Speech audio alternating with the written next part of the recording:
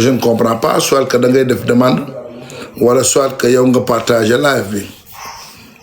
waaw yow dong lay xaar femme yow rek lay xaar de waaw non son bi baax na la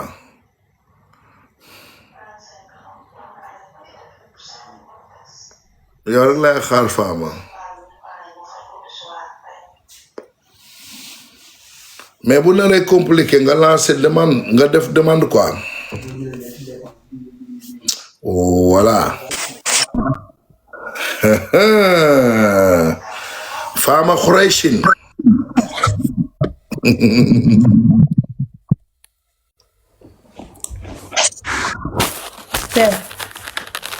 tey nag yaa ne woon da ngaa bëggoon suñu jàkkaarloo tey maa ngi yow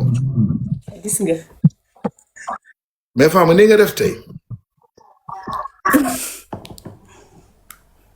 mais Calki mon fils maa ngi lay nuyu jàmbaari la Diop ji barke Cheikhul Khadim un gars très sincère et loyal Calki bu la Diop bu ngi lay nuyu mon frère yow jàmbaar nga gor nga pete nga ko boo jàppee doo bàyyi Calki nuyu naa la ñu gën xam ci bouclier affiche boobu nga def sa ginnaaw moom xanaa nouvelle bu bees la waa ñun ñëpp ko gisandoo ah muy Ada Fass Balla Gaye 2 alias Simba ana Fara ah bon xam nga démb Fama d'abord ñun nuyoo ba pare ma bàyyi la nga nuyoo waaw bàyyi ma nuyoo acca Fama maa ngi leen nuyu yéen ñëpp ñi ñuy seetaan di nuyu aussi yow tamit père di leen wax ni comme que ngoonalu làmb nag mënuñ leen ko defal parce que père nekk fi moo tax tey ci TikTok bi lañ leen koy defarale incha allah père nuyoo. waaw Fama di bëgg rek di kontaan parce que ku ne xam na ne instant bi maa ngi fii ci Paris ci Évry Courcouronne chez mon ami Alioune Badara Fall ak Serigne Mbacke Ndiaye vraiment gars yi namm nañu ngoonalu làmb mais tey nag ma ne nag Fama nag tey foog ñu jàkkaarloo waxtaan ndax fi mu ni réew mi yëngu na waaw réew mi yëngu na Fama réew mi yëngu na daal.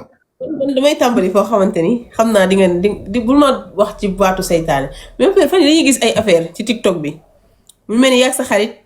da ngeen a xaw a naqari muy Fadam damay tudd tonton Fadam daa mel ni da ngeen a xaw a naqari woo ñu bëri nag dañoo jàpp ni est-ce que nekkuñ di ruubee est-ce que nekkul am lu ñuy préparé mais loolu est-ce que am na dëgg la.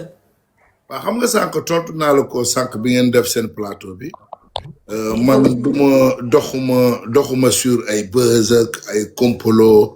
ay nangam non vraiment doxuma ci yooyu quoi wax dëgg yàlla yoon tamit jël nañu vidéo moo lancé nga avertissement boole kook ay wax yu naqari yoo xam ne vraiment gisuma lu ko fi jar vidéo jaru ko leneen lu vidéo jaru ko quoi comprendre nga wax na ba wax ma baat boo xam ne jàpp naa ko te du baat boo xam ne dama koy fàtte ba keroog may dee lu ma koy xoolee la waaye nag lu may baat bu may ñaax la baat boo xamante ne que dina tax ma gën a góorgóorlu lu bare ci sama bopp te xam ni yàlla rek fi ne yàlla rek moo fi ne ah xam nga nit ki bu mënee wax ak yow bari la jéemal faxe noo réussir te loolu baat bu xaw a kon la wax dëgg yàlla yonent bi man ku ma xam-xam ni ci jom laa mës a nekk j'ai pas besoin de topp ci ginnaaw kenn pour yegg si fi ma yegg si depuis bi may nekk Sénégal ak léegi musuma boot ci ginnaaw kenn duma booy kenn je me suis fait toute seule Sénégalais yi xëy ñëw découvrir ma toute seule bootuma ci kenn dewuma ci benn waykat wutuma ku ma xamale dama góorgóorlu te ba yegg si tey fii ma yegg si xaw ma nag baatu réussir mooy lan réussir est-ce que alal la réussir est-ce que xaalis la réussir est-ce que ay voyage la déedéet nit voyage na 100 ans taxul moom li mu bëgg nit yor na alal ju dul jeex taxul moom li mu bëgg nit jàngul aani bee yàlla may ko li mu bëgg donc réussite du ci ay vidéo lañ koy nattee du ci ay et puis pour man yéen yi di ko wax nit koo xam ne lebalante ngeen teraanga dafay mel ni que beew dugg na la daal beew te wax ji nu mu dem ba yegg foofu noonu ak jékki saay signalé bi rek lu ko fa indi noonu. benn vidéo bi booy dagg nañ ko ci sama ginnaaw j'étais pas au courant. léegi dalaa woon ne la pour nga dindi ko. non dañ ma lancé avertissement directement ma xool mail bi xam ni ñoom la waaw il a dit bon balaa ngay gëm li ma la wax laalaatal sama vidéo nga xool donc nag nit koo xam ni am na foo yegg ak moom am na noo mel ak moom ci kanamu sénégalais yi déglu naa yenn chroniqueurs yu bari wax ci ay wax bon xëj na tey man ak Fadam am problème neex na leen xëy na peut-être que dina leen permettre ñu mën a exister mais bu doon problème image rek moom def na ay live yu bari yoo xam ne man ak moom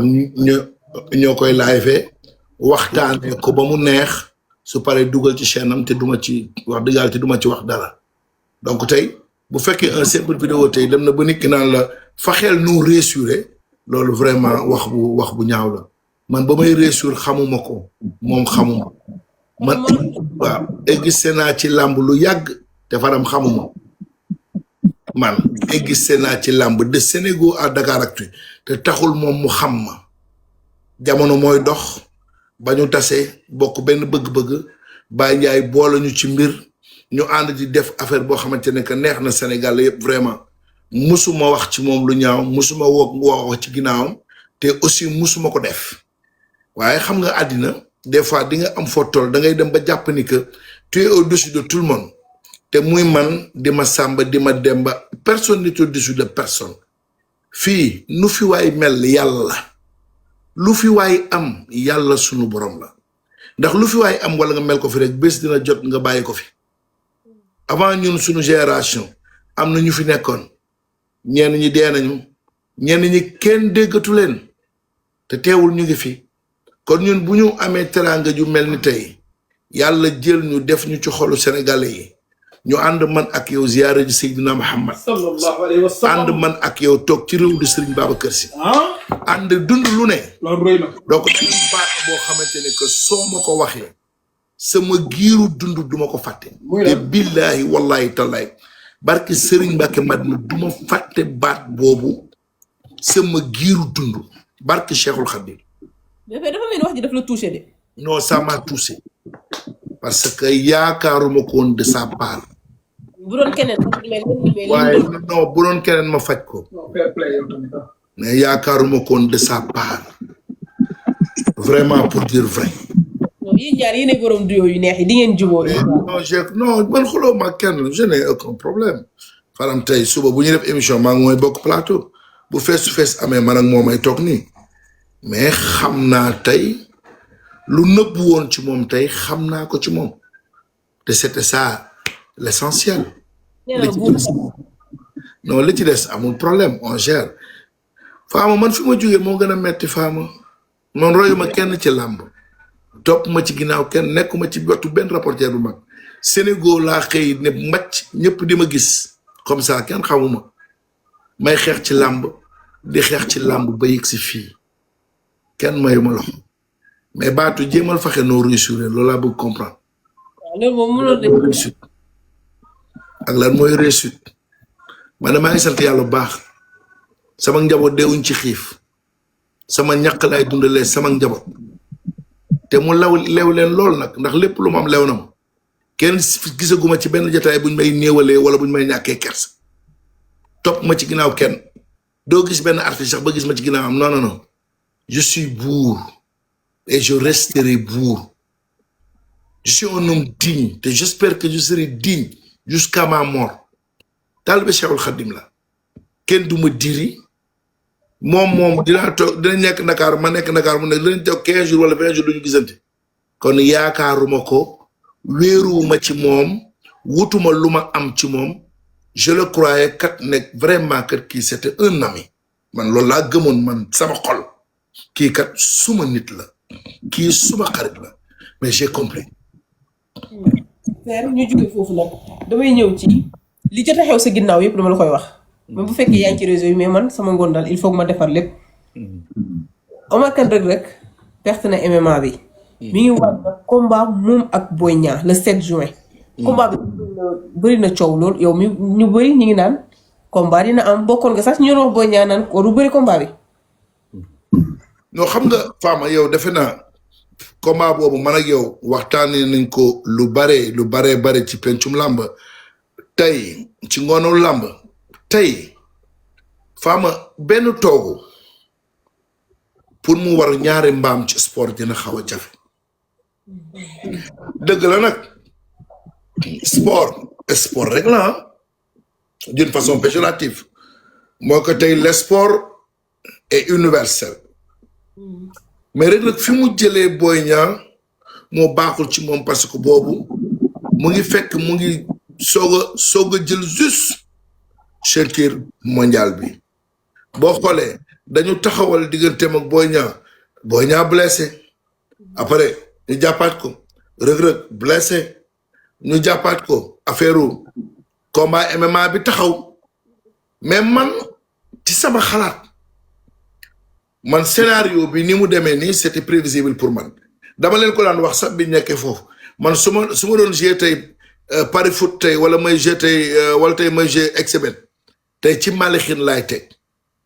bi ngeen ma ko laajee aussi argumenté naa ko mooy je ne voyais pas man que Malixin Omar Kane Reug da ngaa saytaane bu rëy nga yow. war ma kii Fama. da ngaa saytaane bu ngand nga yow ba sa doom sa gémmiñ gu rëy. taxawal wane sa bopp teg ci ñun sa fukki morom yéen ñaara yem soxlawuñ nga teg ci ñun sàcc katu image bi nga doon di sàcc image ba sa noonu dina jàpp di nga yàgg ci sàcc image ñun li jëntuwuñ la faalewuñ la dañoo teg bët mais barki sëñ Tuubaa Mbàkke boo ñibbisee fii Sénégal billahi wallahi tallahi yow xam nga yow lu ma la nar a wax xeeb ko sax sa bakkan bés bu leen Boy Niang jàppee su ma doon teg ci mbalaxit laay teg yow boo tegee ci mbalaxit ñun dañoo li jël fi nga teg feneen dañoo li jël mais Père Khadim mais sa doom bi dañ ko dóor mu kaaw waaye mooy mun naa dañ ko dóor yow foofu ngay nekk di ko wax di nga yàgg sàcc image de di nga yàgg sàcc signal bi di ko si kii de sàcckat bu rëy bi nga doon sàcckat bu rëy bi nga doon sàcc wi sàccaay jàpp leen sàccaay waaye yow Fama kii lu ci yoonam kii de mi ngi tëdd nekk ci boppam man xaw ma sax lu mu jég saay jug commencé rek jug ko seen ko mu jug di ñëw. yéen ñaare yam 6 mooy 9 yéen ñaare yam. mi ngi wax ba tey de. daanaka yéen ñaare yam barki sëñ Fallou Mbacke yow. gis nga du ma ko bàyyi mu toog. billahi wallahi tallahi di nga bàyyi rek barki sëñ Fallou Mbacke. mais waneel sa bopp dëggalal sa bopp. ñun géwal li la ñuy bëreel xam nga repas bi lañ lay pare jox xam nañ lépp di nga ñu bàyyi ci nii wala ci naa yéen ñaare yam li jën ju ñu lay faalewuñ leen barki sëñ Fallou Mbacke bala set Boy Niang dinañ ko duma dinañ ko daan mënoo ci dara soxol di tàng mu naan dañoo ko wax. waaw wéetaay baaxul sàcckat bi nga doon. Fama wéetaay baaxul. ay Père nag bàyyi li nga def bàyyi tooñ. wéetaay. yàlla ci yàlla musal. bu taxaw mu ñëwaat bàyyi li nga def Père. paa bu wéet. waaye ana kii Fama sa yaay ji waaye sama xarit bi. soo xoolee. mais Fama est-ce que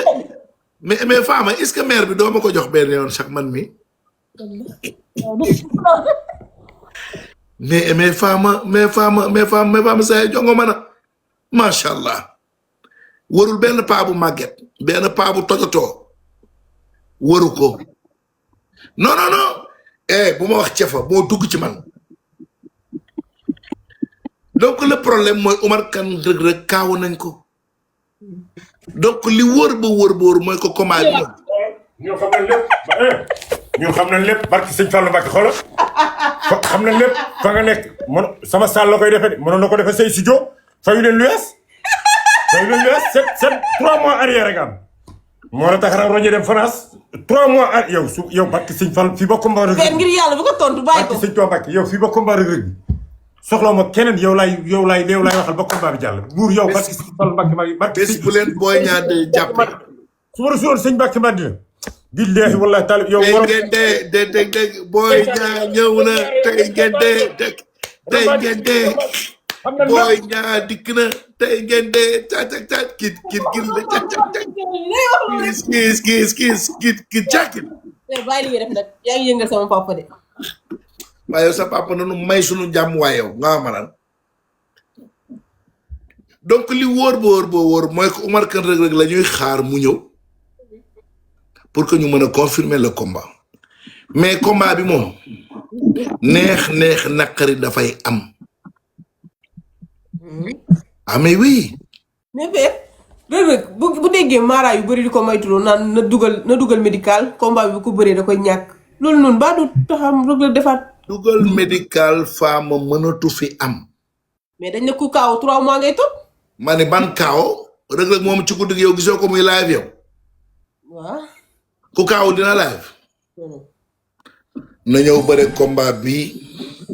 libéré boppam libéré Boy Niang libéré le promoteur gars yi tàppate leen waaye te partagé waay loolu mooy dëgg kat Boy Niang 2 mënul toog di ko xaar bu tey ñu ne mbagg mi dafa simeeku ginnaaw suba ñu ne dafa kaaw loolu moom wax dëgg yàlla kent bi faaw moom amul kenn koy nangu Boy Niang sonn na ci combat bi yàgg na combat bi metti na ci moom teewul Omar Kane Reug Reug mu ngi dem di bëre ay combat MMA donc ci yoon c'est dans moins de 22 jours combat bi na ñëw bëre ko lu ko yàlla may mu jël bu yàlla mayee Boy Niang ndam ñu xam ni noonu la bu ko yàlla mayee ndam moom Omar Kane Reug Reug ñu xam ni moom la mais ci yoon na ñëw bëre combat bi pour mën a quitte avec le promoteur Makan Mbengue sonn na Makan Mbengue jeexal na Makan Mbengue dee na sur ce combat là il faut qu'on dise la vérité Fama te aussi nag du xaalis boo xam ne da ko teg fii rek xaalis xaalis la boo xam ne dafa war di liggéey xaalis donc waa Caaro yi nañu jël seen courage à 2 mains ñëw bëri ce combat là mu jeex une bonne fois pour tout loolu mooy dëgg. père ñu jógee étape boobu noonu ñu ñëw ci ma xool fan laa jëkkee bàyyi ma njëkkee ci Prince ak Lac de Guiers comme que le 7 après le 14 du topp Prince ak Lac de Guiers père ci laay topp père gis nga Prince sa façon de communiquer ma lay leer ni Prince mi ragalul Lac de Guiers xoful Lac de Guiers mais Lac de Guiers nag comme d'habitude du tontu mais day def. mais sax bi ma la déggee yow say analyse yow dafa mel ni que yow Lac de Guiers mooy favori. mais sama analyse la wax su ma toogee plateau bi sama analyse la mais fii nii yow laay poser question yow yaay tontu. mais d'après toi qui est le favori de ce combat là. question bi yow laa ko laaj. man moom dama gis ne que